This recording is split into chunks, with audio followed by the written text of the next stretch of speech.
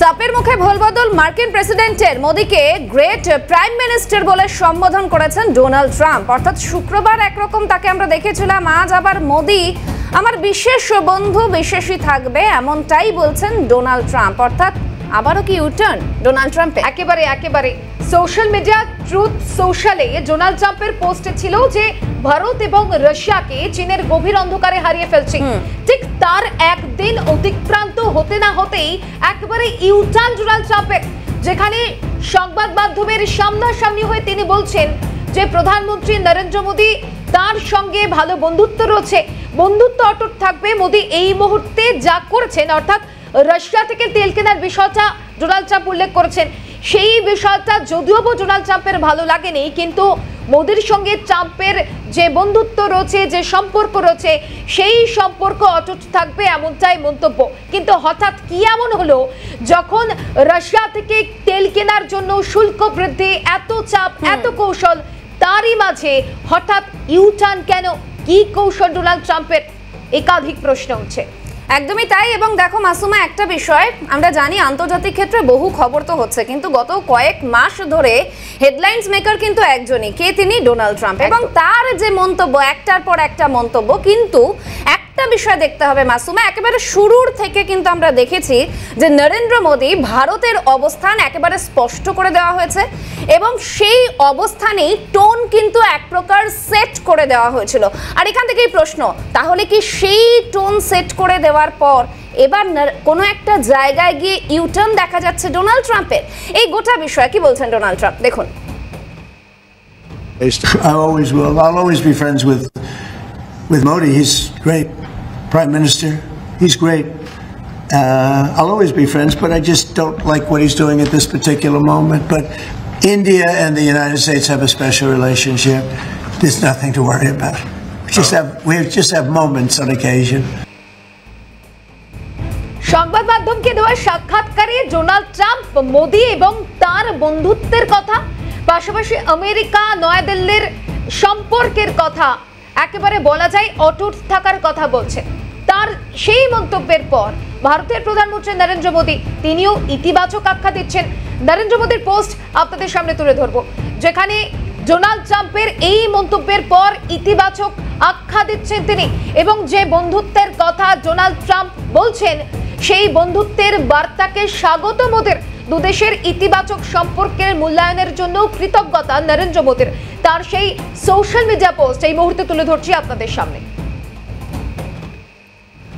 অর্থাৎ এই গোটা বিষয়, একটা বিষয় আমরা বারবার বলে থাকি, জিরো আওয়ারেও আমরা যেদিন উপস্থিত থাকি আমরা একটা কথা বলে থাকি যে জিও পলিটিক্সে ভীষণ তাড়াতাড়ি, এবং আমাদের যারা প্যানেলিস্ট থাকেন, যারা বিশেষজ্ঞ থাকেন, তারাও বলে জিও পলিটিক্সে ভীষণ তাড়াতাড়ি, মানে আবহাওয়ার মতন সব জিনিস পরিবর্তন হচ্ছে, এবং এই পরিবর্তনটাকে যেন আরো ত্বরান্বিত করছেন কে? Donald Trump.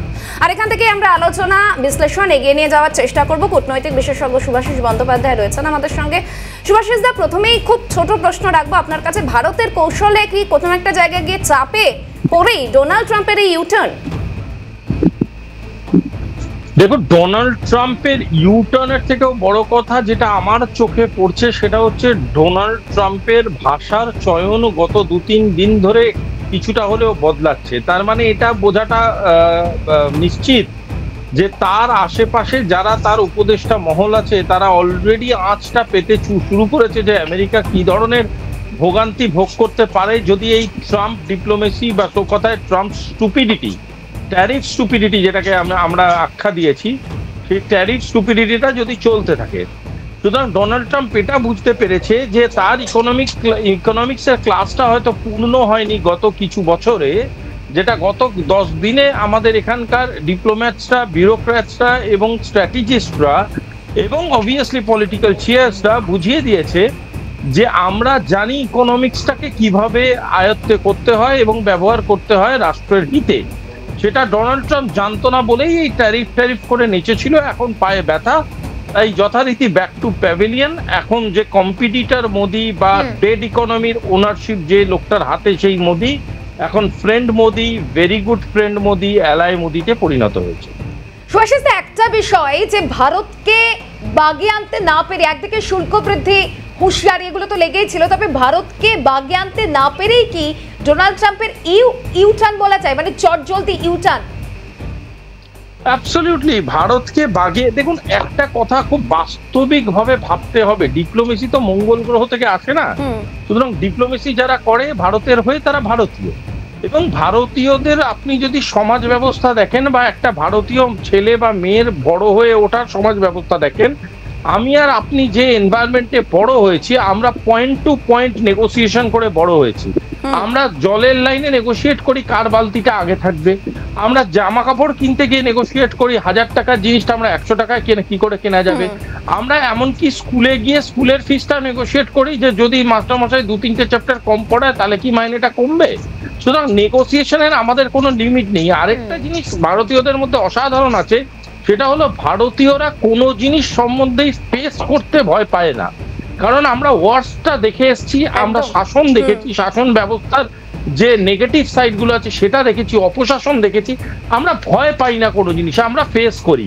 এবং সেই ক্ষেত্রেই আমরা যখন ট্রাম্প আমাদেরকে বিভিন্ন রকম ভাবে চাপে ফেলার সৃষ্টি করেছিল, তখন অ্যাজ এ নেশন আমরা সেটা ফেস করার জন্য তাকে ডাইরেক্টলি যেটা বুঝিয়েছি যে বস, দিস ইজ আওয়ার ক্রাইটেরিয়া, তুমি ভাই আমাদের সাথে ব্যবসা করতে হলে করো, নাহলে আমাদের যেভাবে তুমি প্রচার মাধ্যমে গালিগালাজ করছো, খারাপ কথা বলছো, নন ডিগনিফাইড অ্যাপ্রোচ দেখাচ্ছ, সেগুলো দেখাতে থাকো, ডাজন্ট ম্যাটার টু আস। তো সেইটাই যখন এই অ্যাপ্রোচটাই যখন অ্যাবজর্বড হয়েছে, তখন ট্রাম্প বুঝতে শুরু করেছে যে this is not a fun game anymore, it is much much dangerous than a fun game. তখন ট্রাম্প আস্তে আস্তে ব্যাকফুটে যেতে শুরু করেছে, কারণ ট্রাম্পের নিজস্ব সেনেট, ইলেকটরাল কলেজ, এমনকি ভোট ব্যাংকও কোথাও গিয়ে বুঝতে পারছে this is not going to be good for America. তার জন্য সুভাষদা একটু সঙ্গে থাকতে বলবো, কারণ এই গোটা পরিস্থিতির নিরিখে, গোটা পরিস্থিতির পরিপ্রেক্ষিতে এস জয়শঙ্কর তিনি কি বলছেন তা জানা অত্যন্ত গুরুত্বপূর্ণ। দেখুন কি বলছেন তিনি। Prime Minister Modi obviously attaches enormous importance to our partnership with the United States. Where President Trump is concerned, he's always had a very good personal equation with President Trump. But the point is, look, we are engaged, we remain engaged with the United States, and at this time, I can't say more than that, but that's really what I would say. আমি এখান থেকে সরাসরি সুভাষিস তার কাছে আলোচনায় যাব। সুভাষিস দা, ট্রাম্পের U turn তো বটেই, এবং তার মন্তব্যের পরিপ্রেক্ষিতে তাকে বন্ধু বলে ইতিবাচক আখ্যা দিয়েছেন ভারতের প্রধানমন্ত্রী নরেন্দ্র মোদীও। তাহলে কি কোথাও গিয়ে আমেরিকা ভারতের বরফ গলা ফের শুরু হলো? বরফ গলা এই কনসেপ্টে ভেবো না ব্যাপারটাকে। আমার সাজেশনটা হলো এইভাবে ভাবো যে ইন্ডিয়া কতটা স্টেবল রইলো, আর আমেরিকার নিজের যে স্টেবিলিটিটা আছে সেটা অনেকটা ওই মানে এরকম উপর নিচে গ্রাফের মতো হতে থাকছে। তার কারণটা হচ্ছে stability in diplomacy is a very important factor. সেটা এই কারণে যে ভারত তো কখনো বলেনি America is a dead economy, Bharat কখনো বলেনি যে Trump is not a mature politician, Bharat তো কখনো এমন কোনো কথা বলেনি যেই কথাটা ডেরোগেটিভ বা কোনোভাবে খারাপ শুনতে লাগে। সুতরাং ভারতের দিক থেকে ভীষণভাবে stabilised in terms of diplomacy. কিন্তু ট্রাম্প যে কথাগুলো বলেছে এখন, সে কথাগুলো থেকে তোমাদের ভাষাতেই বলছি ইউটার্ন নিচ্ছে, সেই কথাগুলো থেকে নিজের জায়গা থেকে ডিফ্লেক্ট অ্যান্ড ডাইভার্ট করছে। তার মানেটা কি? যে স্টেবল পজিশন ধরে রাখতে পারে না ডিপ্লোমেসিতে, সে তো একটা হাসির কারণ খোরাক হবেই, স্বাভাবিক ব্যাপার। ভারত কিন্তু সেদিনও যা বলেছিল আজও তাই বলছে, we have good relation with United States, we are doing good business with United States. United states এর বোঝা উচিত কিছু কিছু জায়গায় কনসিডারেশনের ফ্যাক্টর যেখানে এখনো ভারত দাঁড়িয়ে আছে। সুতরাং ভারত তো নিজের পজিশন চেঞ্জ করেনি, বড় যা বলো সেটা তো আছে ট্রাম্পের গ্লাসে। সুভাষিস দা, আপনার কথার পরিপ্রেক্ষিতে একটা প্রশ্ন মনে জাগছে, তা হলো যে কোনো একটা জায়গায় গিয়ে কি এই যে ভারতের সঙ্গে যে সম্পর্ক, তার নিরিখে দেশের অভ্যন্তরেই চাপে পড়ে এই ভোলবদল মার্কিন প্রেসিডেন্টের? ইয়েস, একটা কারণটা বুঝতে হবে, সেটা হলো আমেরিকার যেভাবে কূটনীতি বলো বা রাজনৈতিক পরিমণ্ডলটা সাজানো রয়েছে, সেখানে প্রতিটা স্টেটের একটা করে রিপ্রেজেন্টেটিভ থাকে।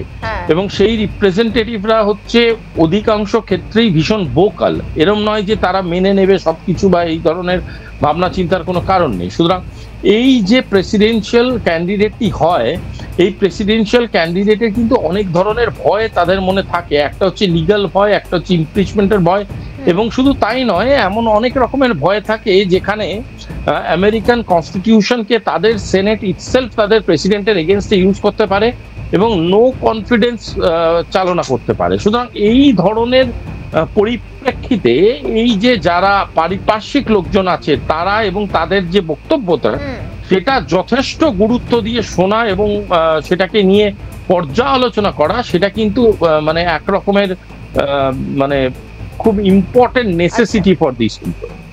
সুভাষিস দা, ট্রাম্পের এই ইউটার্নের পরে কি কোথাও গিয়ে শুল্কের হারের উপর কোনো রকম প্রভাব পড়বে বা শুল্ক কমবে, এরকম কি কোনো বিষয় হতে পারে?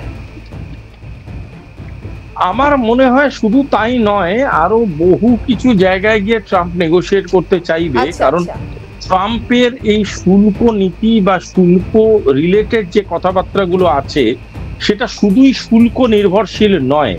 সেখানে ওয়ার্ল্ড ওয়েপন ট্রেড আছে, সেখানে বিভিন্ন রকম ইকোনমিক করিডোর আছে, সেখানে বিভিন্ন রকম ইকোনমিক গেটওয়ে আছে, ট্রেড গেটওয়েজ আছে। এবার পয়েন্টটা হচ্ছে এই শুল্ক নিয়ে যে নাটকটা ট্রাম্প সৃষ্টি করার চেষ্টা করছে, এটা শুধুই বলতে পারো সামনে দিয়ে একটা ফাসাড তৈরি করার চেষ্টা করছে। পেছনের খেলাটা যেটা আছে সেটা কিন্তু দ্য রিয়েল নেগোসিয়েশন গেম। এই রিয়েল নেগোসিয়েশন গেমটায় ট্রাম্প অনেকটা লুজ হতে বাধ্য হবে, কারণ আদারওয়াইজ একটা সময় অবাক হওয়ার কিছু নেই যেখানে মানে গ্লোবাল সাউথ একদিকে চলে আসবে এবং ইউরোপের বহু দেশও তাদের ইন্টারেস্ট দেখাতে শুরু করেছে, এবং এক কথায় আমেরিকা কিন্তু সেই আদিম যুগের এক ঘরে হয়ে থাকতে হবে বলে আমার ধারণা। সেই ভয়টায় আমেরিকা কিন্তু আস্তে আস্তে নিজের জায়গা থেকে শুধু এই শুল্ক নীতি বলে না, বহু জায়গা থেকেই সরতে বাধ্য হবে। সুভাষিস দা, একটা বিষয় একটু জানতে চাইবো, চীনের কৌশলে ভারত রাশিয়াকে হারিয়েছে এমন মন্তব্য তো শুক্রবার আমরা দেখেছিলাম। তো তিনি কোনো একটা জায়গায় এই এসসিও সামিটের পর সেখানে এই ভারত, চীন, রাশিয়া এই তিন শক্তিকে এককক্ষে দেখার পর কি কোনো একটা জায়গায় গিয়ে মানে চাপের মুখে পড়েই আজকের এই মন্তব্য? ব্যাপারটা হচ্ছে কলেজ লাইফে আমরা বলতাম না, তুই যার সাথেই থাকিস ওর সাথে কিন্তু ঘুরিস না। আমার কিন্তু এটা ভালো লাগে। এই ব্যাপারটা কূটনীতিতেও যে ভ্যালিড, সেটা ডোনাল্ড ট্রাম্প না থাকলে এই রসবোধটাই বোধহয় আমাদের কাছে এই গল্প চলে আসতো না। পয়েন্টটা হচ্ছে কি জানো তো, this is one kind of immaturity. আমরা একদিক দিয়ে সোভারেনিটির কথা বলি, একদিক দিয়ে ইন্ডিপেন্ডেন্ট ইকোনমির কথা বলি, একদিক দিয়ে এমন একটা রাষ্ট্রবোধ বা রাষ্ট্রজ্ঞানের কথা বলি যে রাষ্ট্রজ্ঞানটার মাঝখানে, যে রাষ্ট্রজ্ঞানটার মধ্যে দিয়ে আমরা সবাই সবার সাথে বিভিন্ন রকম ভাবে একটা পর্যায়ের মধ্যে মিশে যেতে পারি। বাট সেই রাষ্ট্রজ্ঞানটা বা সেই রাষ্ট্র নীতিটা কোথাও গিয়ে সভারিন, মানে আমরা আমাদের মতো করে আমাদের রাষ্ট্রের ভালো মন্দ চাইবো, ভালো মন্দ স্টেপ নেব। এই জায়গাটায় ট্রাম্প যদি বারংবারই দাদাগিরি ফলাতে চায়, তাহলে আমি এটাকে ইনম্যাচিওর ছাড়া আর কোনো আখ্যা দিতে পারলাম না। ইনম্যাচুরিটির কথা যখন উঠছে তখন একটা বিষয় বলতেই হচ্ছে, একদিকে প্রধানমন্ত্রীর সঙ্গে তার বন্ধুত্বের কথা তিনি বলছেন, পাশাপাশি রাশিয়া থেকে তেল কেনার বিষয়টা তিনি মেনে নিতে পারছেন না, এটাও বলছেন। এই যে দ্বিচারিতা, বারংবার বিভিন্ন রকম মন্তব্য, একটা মন্তব্য আজ করলাম, কাল একটা মন্তব্য করলাম, মানে মার্কিন প্রেসিডেন্টের স্টেটমেন্ট বা এই বারংবার তার ভূমিকাগুলো নিয়েও তো একাধিক প্রশ্ন উঠছে। দেখুন, কোনো মানুষ যদি কোনো প্রফেশনে সো কল্ড সাকসেসফুল হয়, তার মানে এই নয় যে সে পলিটিক্সেও সাকসেসফুল হবে। এইটা প্রথমে বুঝতে হবে।